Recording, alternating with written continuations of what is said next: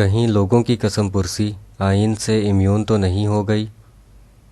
Column نگار Syed Sardar Ahmed Pirzada, the first blind journalist of Pakistan, APNS best Urdu column award holder, روزنامہ نئی بات، مورخہ 24 جولائی 2019۔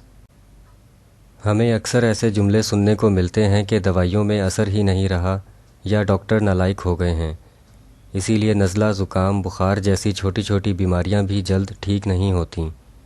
اپنی اس گفتگو کا نتیجہ ہم عموماً یہ نکالتے ہیں کہ چونکہ دوائیوں میں ملاوٹ ہوتی ہے اس لیے وہ بے اثر ہو گئی ہیں، اور ڈاکٹروں کے مسیحا کی بجائے سوداگر بن جانے کے باعث ان کے ہاتھوں سے برکت اٹھ گئی ہے۔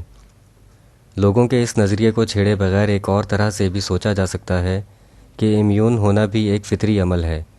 ہو سکتا ہے ہم روایتی دوائیوں کو کئی نسلوں سے استعمال کرنے کی وجہ سے اپنے اندر قوت مدافعت ڈیولپ کر گئے ہوں، اور اب یہ دوائیاں ہماری عام بیماریوں کے لیے بھی زیادہ مؤثر نہ رہی ہوں۔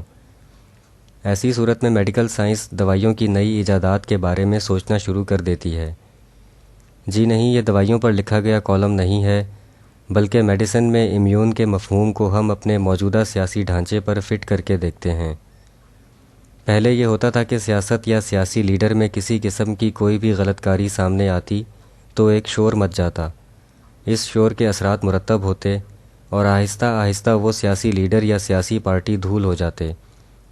مثلاً پاکستان کی سیاست کے اندھیروں میں ٹھوکریں کھانے والے ابتدائی تقریباً 10 برسوں کو چھوڑ کر اس وقت سے دیکھیں جب لوگوں کو کچھ دکھائی دینا شروع ہوا، تب سے ہی ہمیں سیاسی غلطیوں کے خمیازے بھگتنے کی کہانیاں ملتی ہیں۔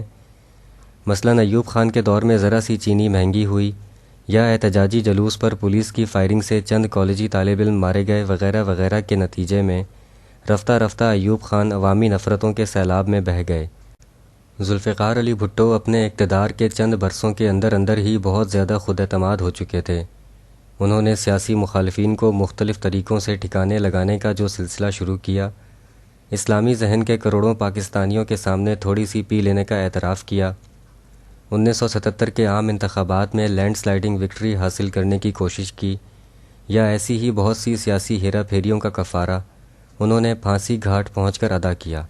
جنرل ضیاء الحق نے بظاہر کسی اہم وجہ کے بغیر ایک ٹھنڈے مزاج اور شریف طبیعت کے وزیر اعظم محمد خان جنیجو کو اچانک برطرف کیا تو لوگوں کو اس اقدام سے جھرجھری آ گئی، اور دیکھا گیا کہ جنیجو کی برطرفی کے بعد سے اپنی موت تک کے آخری چند ماہ انہوں نے سیاسی بدہضمی کے ساتھ ہی گزارے۔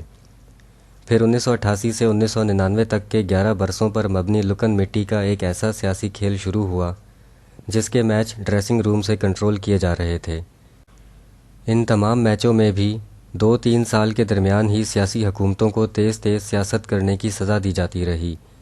1999 کے بعد جب حکومت والے جنرل پرویز مشرف دندنانے لگے تو امریکیوں کے سامنے لیٹ جانے، سیاستدانوں کو لیفٹ رائٹ کروانے اور دھونس ڈنڈے کے فیصلوں کے خلاف لوگوں نے قوت مزاحمت حاصل کر لی۔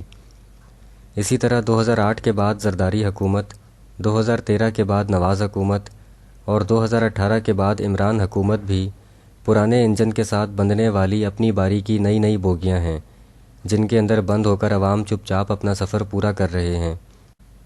کیا موجودہ سیاسی دور میں پہلے والا ہی سب کچھ نہیں ہو رہا؟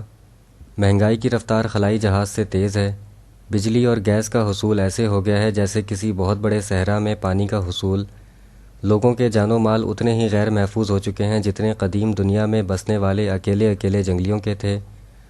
پاکستان میں دہشت گردی کی ایجاد بم دھماکوں سے ہوئی، اس میں جدت خودکش حملوں سے آئی، رہی صحیح کسر شہروں میں ٹارگٹ کلنگ اور اسٹریٹ کرائم نے پوری کر دی۔ ان سب کے ساتھ ساتھ حکومتیں ہیں کہ چلتی ہی جا رہی ہیں، اپوزیشنیں ہیں کہ بولتی ہی جا رہی ہیں، لوگ ہیں کہ مایوس ہوتے ہی جا رہے ہیں، میڈیا ہے کہ کنٹرول ہوتا ہی جا رہا ہے، لیکن کچھ بھی نہیں ہو رہا۔ کچھ ہونے سے مراد میوزیکل چیئر کی گیم کے نتیجے میں حکومت اور اپوزیشن کا عدل بدل نہیں ہے، کیونکہ نئے آنے والے کیا کریں گے یا کیا کر سکتے ہیں، ان کے پاس بھی تو یہی میدان اور یہی گھوڑے ہوتے ہیں۔ لہٰذا یہاں کچھ کرنے سے مراد ایسے اقدامات ہیں جو کبھی کبھار کروڑوں ووٹروں کو خوش کرنے کے لیے کر لیے جاتے تھے، یا اپوزیشن کے خوف سے کچھ ذاتی مرضی کے کام نہیں کیے جاتے تھے۔ اب ایسا بھی بالکل نہیں ہو رہا۔ حکومت اور اپوزیشن اسٹیج پر موجود ہیں، اپنا اپنا اسکرپٹ پڑھ رہی ہیں، ہال بالکل خالی ہے، کوئی ٹکٹ فروخت نہیں ہو رہی، پھر بھی ڈرامہ اپنے طے شدہ وقت تک جاری رہنے کا امکان ہے۔ وہ اس لیے کہ تقریباً سب کام آئین کی حدود کے اندر رہ کر ہو رہے ہیں۔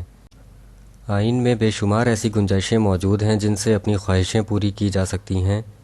ان گنجائشوں سے پورا فائدہ اٹھایا جا رہا ہے، اور اگر کوئی راستہ سمجھ نہ آ رہا ہو تو آئینی بحث چھیڑ دی جاتی ہے تاکہ کسی کی سمجھ میں کچھ نہ آئے۔ آئین کو ہر کوئی اس حد تک اپنے حق میں استعمال کر رہا ہے کہ ڈر لگنا شروع ہو گیا ہے کہ کہیں یہ آئین کسی کے استعمال کا ہی نہ رہے۔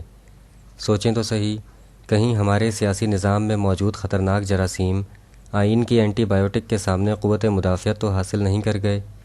کہیں لوگوں کی قسم پرسی آئین سے امیون تو نہیں ہو گئی؟ کیا نئے تقاضوں اور نئے مستقبل کی خاطر جدید آئین کے لیے اجتہاد ضروری نہیں ہو گیا؟ شکریہ، دی اینڈ۔